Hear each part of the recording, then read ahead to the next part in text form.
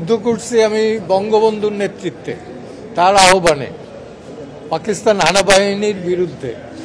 তো তার কন্যা উইদাউট প্রপার ডিফেন্স, আগেরটাও প্রপার ডিফেন্স ছিল, আমি কাউকে ছোট করতেছি না, আমার কাছে মনে হয়েছে যে তাকে আরও প্রপার ওয়েতে ডিফেন্স দেওয়া দরকার।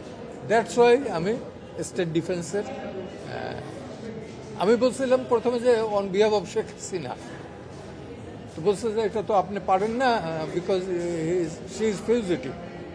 আমি তখন বলছি যে ওকে, প্রসিকিউশন এসে বললো যে স্টেট ডিফেন্স হিসাবে আমার কোনো আপত্তি নেই, দ্যাটস অল।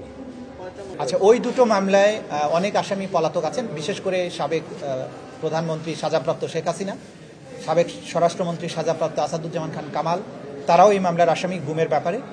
তাদের ব্যাপারে স্টেট ডিফেন্স লয়ার নিয়োগ দেওয়া হয়েছে এবং ওনাদের বাইরেও অনেক আসামি যে কয়েকজন আছেন তাদের মধ্যে অনেকেই পলাতক আছেন, তাদের ব্যাপারেও স্টেট ডিফেন্স লয়ার নিয়োগ দেওয়া হয়েছে। স্পেশালি শেখ হাসিনাকে ডিফেন্ড করার জন্য একজন লয়ার জেরাই খান পান্না, তাকে নিয়োগ দেওয়া হয়েছে।